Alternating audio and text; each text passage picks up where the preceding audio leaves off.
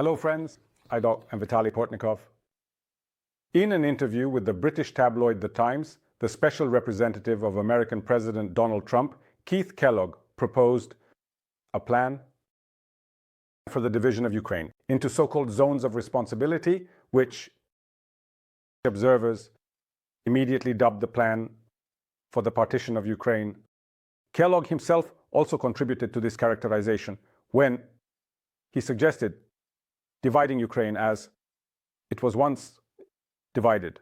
Berlin, which, as is known, after Germany's defeat in World War II, was divided into occupation zones among the Allied forces: Soviet, British, American, and French. And in the occupation zone of the Western Allies, a territorial union was created. West Berlin, about the status of which could not be agreed upon for many decades, the Soviet Union, the United States, France, and Great Britain.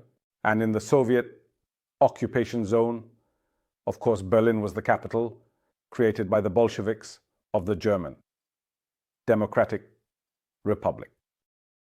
In any case, Kellogg was indeed trying to talk specifically about the zones of responsibility in the event of a ceasefire. On the Russian-Ukrainian front, he resorted to unacceptable comparisons. However, even this plan of his does not seem fantastic.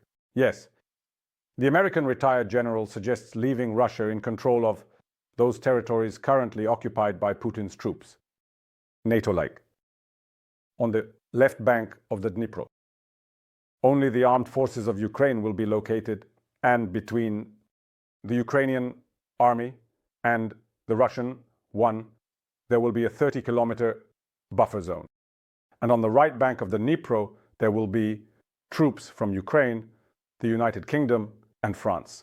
These are the very deterrent forces that are constantly being discussed at the summits of the coalition of the Resolute, and about whose mandate it is still not possible to reach a real agreement. But here arises a rather important question. Does Kellogg believe that such decisions should be made unilaterally by the Allies? Or should they be coordinated with the Russian Federation? It is obvious that the president of Russia is not going to agree to such plans for one simple reason. This would mean, at least for a long time, closed doors for the occupation of Ukraine.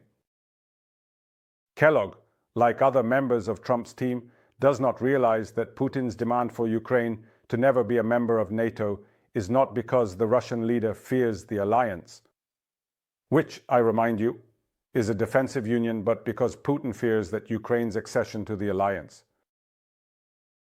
will close the opportunities for further occupation of Ukrainian lands with their subsequent annexation to the Russian Federation, as, by the way, has already happened with Crimea, Donetsk, Luhansk, Kherson, Zaporizhzhia regions, without creating an alternative Ukraine. Putin did not create one there, and he does not intend to create one. He simply annexes these territories to Russia and Russifies them. Thus, it is obvious that for Russia, the mere presence of NATO member countries' troops on Ukrainian territory is unacceptable, because it would mean the end of the projection of restoring Russian statehood within the borders of the Soviet Union of 1991, the end of the plan to destroy the statehood of Ukraine and the Republic of Belarus, which remains one of the main political ideas not only of Putin himself, but also of his allies from the Federal Security Service of Russia. And any Russian president who agrees with such a plan will become an enemy to this very power structure, which began to form in the 1990s, even before Putin's involvement, and which found Putin to cement its power in Russia.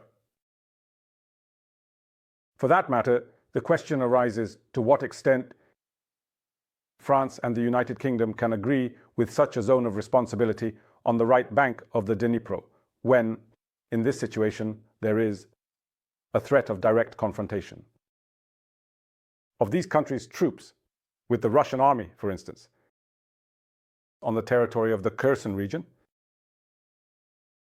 And there are many such examples that can be cited.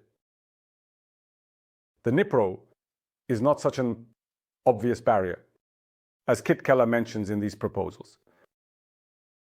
But on the other hand, it is clear that the retired American general needs to propose something to President Trump to remain on his team. We already know that another member of this team, who is responsible for negotiations, Steve Witkoff, is making opposing proposals and insists that the withdrawal of Ukrainian troops from the territories of Donetsk, Luhansk, Kherson, and Zaporizhia regions is the key to a ceasefire. In other words, in this case, the Russian leader will agree not to peace, to restore on Ukrainian soil, not to abandon his plans for the occupation of Ukrainian statehood and Ukrainian territory. For this, just to cease fire, as it was proposed to him by the American President Donald Trump and has already twice received the refusal of this proposal. And in my opinion, he might receive it a third time if he intends to continue conducting telephone conversations with the President of the Russian Federation. In order for there to be some competitive ideas, Kellogg presents his fantastic plans, which are, if you think about it, just as fantastic as Witkoff's plans. Both negotiation participants simulate activity to maintain their place in the team of the US president, who himself, as we can already see from his tariff war, exists in the fantastic world of his own inventions and perceptions of what the world looks like. Of course, we understand perfectly well that these perceptions of Donald Trump and most of those around him have nothing to do with political reality. So I wouldn't worry about these Boris proposals and plans, and I wouldn't think that something similar could be discussed in American-Russian or even American-Ukrainian consultations. This is just another opportunity to realize what kind of team we are all dealing with in the White House. How far my perception of this team is from how the problem needs to be solved, from the reality in which we find ourselves. Thank you, friends. Stay on this channel, subscribe to it, follow my social media, the channel on Patreon, Buy Me a Coffee, Ko-fi, and DonorBox, which help develop these resources. Make use of the sponsorship feature on